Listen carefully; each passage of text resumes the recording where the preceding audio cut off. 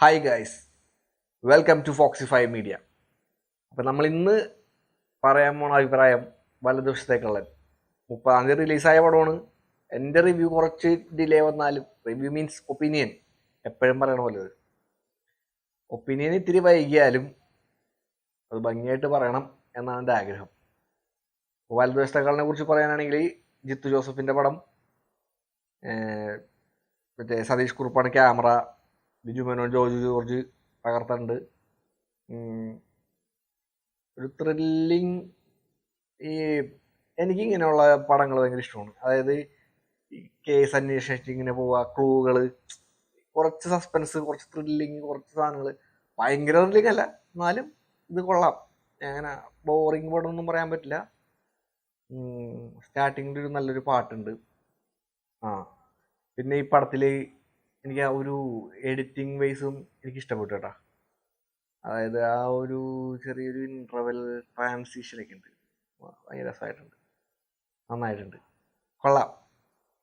അപ്പോൾ ഈ പടത്തിൻ്റെ സ്റ്റാർട്ടിങ് തുടങ്ങി പറയുകയാണെങ്കിൽ നമ്മുടെ മെമ്മറീസൊക്കെ പോലത്തെ ഒരു വൻ ത്രില്ലിങ് അല്ല, ബട്ട് അത്രത്തോളം ബോറും അല്ല. പക്ഷെ എനിക്ക് ആ ഒരു ഡെസ്പായി പോയത് അതിൻ്റെ ഒരു ഫസ്റ്റ് ഹാഫ് വരെ ഇത്തിരി ലാഗുള്ള പോലത്തെ ഒരു സാധനം. നെഗറ്റീവ് എന്തെങ്കിലും പറയണമെങ്കിൽ പറയണ്ടെന്ന് വെച്ചിട്ട് പറഞ്ഞാണ്. ഒരു ലാഗ് ഉണ്ട്, കുറച്ച് ഒന്ന് വലിപ്പിച്ചിട്ട് പോകുന്നൊരു സംഭവം. ബിജുമേനോന്റെ സാധാരണ നെഗറ്റീവ് ഷെയ്ഡുകളൊക്കെ തകർക്കാറുണ്ട് പുള്ളി, ഇപ്രാവശ്യം അങ്ങനെയൊക്കെ തന്നെ. ഇതിന്റെ ഒരു നല്ല ബ്യൂട്ടിഫുൾ ആയിട്ടുള്ള ഒരു സോങ് ഉണ്ട്. എന്തായാലും നമുക്ക് ഡീറ്റെയിൽ ആയിട്ട് കാര്യങ്ങൾ വരാം. ഈ ധൃതിയുള്ളവർക്ക് ഞാൻ ഇതിന്റെ ഒരു റേറ്റിംഗ് ഇട്ടുതരാം. തിയേറ്ററിൽ പോയിട്ട് നിങ്ങൾക്ക് കാണുകയാണെങ്കിൽ നല്ലൊരു എക്സ്പീരിയൻസ് ഉണ്ട് പടത്തിൽ. ഐ മീൻ നോർമൽ ഒരു എക്സ്പീരിയൻസ്, ആവറേജ് ഒരു പടത്തിന്റെ ആ എക്സ്പീരിയൻസ് കിട്ടും. ഭയങ്കര ഡെസ്പാവേണ്ട ആവശ്യമൊന്നുമില്ല. ബട്ട് ഞാനിന്ന് തിയേറ്ററിൽ പോയിട്ട് ഭയങ്കര ക്രൗഡൊന്നും ഉണ്ടായില്ല കേട്ടോ. പട്ടിക്കാത്തൊന്നും ഉണ്ടായില്ല കാണാനായിട്ട്. ആകെ ഉണ്ടായത് ഒരു 3-4 ആൾക്കാരാണ് കാണാണ്ടായത്. അത് എന്തുകൊണ്ടാണെന്ന് അങ്ങനെ വന്നതെന്ന് മനസ്സിലായില്ല. ഈ പറഞ്ഞൊരു എല്ലാവരും ഇൻസ്റ്റാഗ്രാമിലും ഈ സോഷ്യൽ മീഡിയയും റീൽസിലൊക്കെ തോണ്ടി തോണ്ടി അങ്ങ് ഹൈപ്പായിട്ടേ അതിന് ആർക്കും ഈ പറഞ്ഞോട്ട് സമയമില്ല. ആർക്കും ക്ഷമിച്ചിരിക്കാനുള്ള ആ ഒരു സഹനശക്തിയൊക്കെ നഷ്ടപ്പെട്ടെന്ന് എനിക്ക് തോന്നുന്നത്. ആരെയും തിയേറ്ററിൽ ഇനിയുള്ള കാലഘട്ടത്തിൽ ഇനി ഇറങ്ങാൻ പോണ പടങ്ങളൊക്കെ ക്രൂഷ്യലായി. കാരണം ഇവര് പിടിച്ചിരുത്താനായിട്ട് പാടുപെടേണ്ടി വരും മിക്കവാറും. കാരണം 30 സെക്കൻഡിൽ കിട്ടുന്ന ഡോപ്പോമിൻ്റെ ആ ഒരു സാധനം 3 മണിക്കൂർ അല്ലെങ്കിൽ 2 മണിക്കൂർ, ഈ പടം എനിക്ക് തോന്നുന്നു ഒരു 2-2:10 ഉണ്ടാവുള്ളൂ. 2 മണിക്കൂറും 10 മിനിറ്റോ 2 മണിക്കൂറും 15 മിനിറ്റ് മാക്സിമം ഉണ്ടാവുള്ളൂ. 2 മണിക്കൂർ മാക്സിമം ഉണ്ടാവുള്ളൂ ഈ പടം. അപ്പോൾ ഇനിയുള്ള തലമുറേനെയൊക്കെ പിടിച്ച് നിർത്തണമെങ്കിൽ ശരിക്കും കഷ്ടപ്പെടേണ്ടി വരും, എഡിറ്റേഴ്സ് ആയാലും എല്ലാവരും. കാരണം ഇൻസ്റ്റാഗ്രാം യുഗമാണ്. റീൽസ് കണ്ട് കണ്ട് കണ്ട് റീൽസിൻ്റെ ആ ഒരു ത്രില്ലിലിരിക്കണോണ്ട് എല്ലാവർക്കും ഈ പറഞ്ഞ കൂട്ട് സെക്കൻഡ്സിനുള്ളിൽ അത് വേണം. ആർക്കും ക്ഷമയില്ല സിനിമ കണ്ടിരിക്കാൻ എന്നാണ് എനിക്ക് തോന്നിയത്. കാരണം ഇന്ന് ഞാൻ തിയേറ്ററിൽ പോയി കഴിഞ്ഞപ്പോൾ തന്ത വൈബായിരുന്നു ഫുള്ള്. യൂത്തുകളൊന്നും കാണാനില്ല. ഇനിയിപ്പോൾ പടം ഇറങ്ങി 30 ദിവസമായി, അല്ല 30-ാം തീയതി ഇറങ്ങി 4 ദിവസം ആയതുകൊണ്ടാണോ 5 ദിവസം ആയതുകൊണ്ടാണോ ഇനിയത് എല്ലാവരും കണ്ടു കഴിഞ്ഞോ എന്നും എനിക്ക് അറിഞ്ഞൂടാ. ചിലപ്പോൾ കണ്ടു കഴിഞ്ഞിട്ടുണ്ടാവും എല്ലാവരും. അപ്പോൾ ഞാൻ പറഞ്ഞത്, ഇതിലൊരു മനോഹരമായ പാട്ടുണ്ട്. ഫസ്റ്റ് നമുക്ക് ഒരു ഫാമിലി, ഒരു കാഴ്ചപ്പാടിൽ കാണുന്ന ഒരു ഫാമിലിയുടെ ഒരു പിക്ചർ തരുന്ന, അതായത് ക്യാരക്ടറൈസേഷൻ്റെ ഭാഗമായിട്ടുള്ളൊരു സോങ് ബ്യൂട്ടിഫുൾ ആയിട്ടുണ്ട്. എനിക്ക് ഇഷ്ടപ്പെട്ട ആ പാട്ട്. പിന്നെ അതിൻ്റെ ഇൻട്രബൽ ട്രാൻസിഷൻ, അത് ഞാൻ എടുത്തു പറയണം. എഡിറ്ററിൻ്റെ ഒരു, ഞാൻ ബേസിക്കലി അത്യാവശ്യം ചെറിയ രീതിയിലുള്ള എഡിറ്റിംഗ് ഒക്കെ ഉള്ളതുകൊണ്ട് എനിക്ക് തോന്നുന്നത് ആ സൈഡ് കൊണ്ട് തോന്നിയതായിരിക്കും എനിക്കത് ഭയങ്കര ഇഷ്ടപ്പെട്ടു. ആ ട്രാൻസിഷൻ എനിക്ക് ഇഷ്ടമായി. മാസ്കിംഗ് ട്രാൻസിഷൻ്റെ വേറൊരു ഹൈ ലെവലിൽ സാധനമുണ്ട്. അത് കൊണ്ട് നിർത്തിയേക്കണതും ഒരു സസ്പെൻസും ത്രില്ലിങ്ങോട് കൂടിയിട്ടാണ് നിർത്തിയത്. ഒരു സസ്പെൻസിലൂടെയാണ് നിർത്തിയേക്കണത്. അതായത് ഇനി എന്ത് എന്നുള്ള സാധനം നമുക്കിങ്ങനെ ഉണ്ടാവുമല്ലോ, അത് ആ ത്വര തന്നെയല്ലോ, ആ ത്വരയ്ക്ക് വേണ്ടിയിട്ട് കൊണ്ടുപോയി നിർത്തിയിട്ടുണ്ട്. അത് നന്നായി പടങ്ങൾ നന്നായിട്ടുണ്ട്, ആ സാധനം നന്നായിട്ടുണ്ട്. അപ്പൊ ഞാൻ പറഞ്ഞത്, ഈ പടത്തിനകത്ത് ഭയങ്കര ഹൈപ്പ് പ്രതീക്ഷിച്ചിട്ട് ആരും പോണ്ട. ഭയങ്കര സീറ്റ് അറ്റത്ത് ഇങ്ങനെ ഇപ്പൊ വരും ഇപ്പൊ കള്ളനെ പിടിക്കും, ഇപ്പൊ വില്ലനെ പിടിക്കും, അങ്ങനെ ഒരു സംഭവം അല്ല ഇതിനകത്തുള്ളത്. ബട്ട് ഒരു നല്ലൊരു മെസ്സേജ് ഉണ്ട്. നല്ലൊരു മെസ്സേജ് എന്ന് പറഞ്ഞു കഴിഞ്ഞാൽ ഒരു ശരിക്കും നമ്മളും ഇനി ഇപ്പോഴത്തെ സമൂഹത്തിന് ശരിക്കും പറഞ്ഞു കഴിഞ്ഞാൽ ഈ ഇങ്ങനത്തെയുള്ള മെസ്സേജുകളുള്ള പടങ്ങൾ ഇറങ്ങണം. അതായത് ഇങ്ങനെയുള്ള സിനിമകളെ നമ്മളെപ്പോഴും എൻകറേജ് ചെയ്യണം. കാരണം ഇതൊക്കെ വരേണ്ടതാണ്. നമ്മുടെ സമൂഹത്തിൽ ഇങ്ങനെയൊക്കെയുള്ള ആളുകൾ വേണം. എപ്പോഴല്ല എങ്കിലും ചില സമയങ്ങളിലൊക്കെ നമ്മുടെ നിയമവ്യവസ്ഥിതി ഇങ്ങനെയൊക്കെ ചില സമയത്തൊക്കെ പെരുമാറുന്നുണ്ട്. ഒരു പക്ഷേ ഇപ്പൊ ഈയിടെ ആയിട്ട് ഇപ്പൊ ഈ മോദിയുടെ ഒക്കെ ഈ പ്രശ്നം ഇപ്പൊ ഈ കഴിഞ്ഞ ദിവസം ഇപ്പൊ ഇന്ന് ഞാൻ നോക്കിയത് മോദിയൊക്കെ ഇങ്ങനെ ഒരു സംഭവത്തിനകത്തൊക്കെ വന്നു എന്നുള്ള ന്യൂസുകൾ നമ്മൾ കേൾക്കണ്ടല്ലോ ഈ സോഷ്യൽ മീഡിയ വഴി. അപ്പൊ അതൊക്കെ വെച്ച് നോക്കുമ്പോ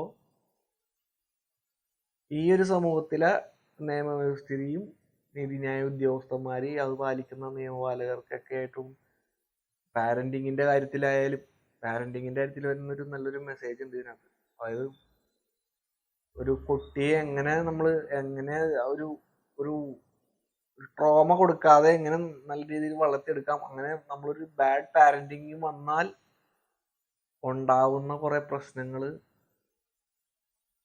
ബാക്ക് ചെയ്യാനൊന്നും പറയാനുള്ള. അപ്പൊ അതൊക്കെ കാണണം. ഈ പടം കാണുമ്പോൾ നിങ്ങൾക്ക് അങ്ങനെ കുറച്ച് മെസ്സേജുകൾ കിട്ടും. അപ്പൊ എൻ്റെ അഭിപ്രായത്തിൽ ഈ പടത്തിന് ഞാൻ ഔട്ട് ഓഫ് 10 ഒരു 6 പോയിന്റ് കൊടുക്കാം. 6 പോയിന്റ് എന്ന് പറയുന്നത് തീരെ മോശമൊന്നുമല്ല, അത്യാവശ്യം കുഴപ്പമില്ല. പടം കാണാം, കണ്ടിരിക്കാം. ഈ പറഞ്ഞ പോലെ 150 രൂപ ടിക്കറ്റ് എടുത്ത് സിനിമ കാണുന്നതിന് നോട്ട് എ ബാഡ് ചോയ്സ്. അപ്പോൾ ഇതാണ് എൻ്റെ ഈ പടത്തിനെ കുറിച്ചുള്ള അഭിപ്രായം. പിന്നെ ഞാൻ ഈ സമകാലിക കാര്യങ്ങളെ കുറിച്ചൊന്നും വലിയതായിട്ട് പറയാറില്ല. ഒന്നാമത് എനിക്ക് അതിനെപ്പറ്റി പറയാൻ അറിയാത്തതുകൊണ്ടാണ് മെയിനായിട്ട്. ഈ പടം ഇങ്ങനെ കണ്ടപ്പോൾ എനിക്ക് തോന്നി, ഇനി നമ്മുടെ സമൂഹത്തിലെ സ്ത്രീ വിഭാഗങ്ങൾ അല്ലെങ്കിൽ ചെറിയ പിള്ളേരെ ചൂഷണം ചെയ്യുന്ന ആൾക്കാർ, അതുപോലെ ജെൻസി പിള്ളേർക്ക് കുറച്ചും കൂടി അവർ ഓപ്പണാണ്, കുറച്ചും കൂടി ഭയങ്കരമായിട്ടേ സമൂഹത്തിലായിട്ട് അവർ ഇൻവോൾവ് ആണ്. അപ്പോൾ അതിനനുസരിച്ച് തന്നെ അവരൊന്ന് കെയർഫുൾ ആവുകയും വേണം. കാരണം എത്രയൊക്കെ ടെക്നോളജി ഡെവലപ്പ് ആവുന്നുണ്ടോ അത്രയും ലൂപ്പ് ഹോൾസും ടെക്നോളജികൾ വഴി തന്നെ ഉണ്ട്.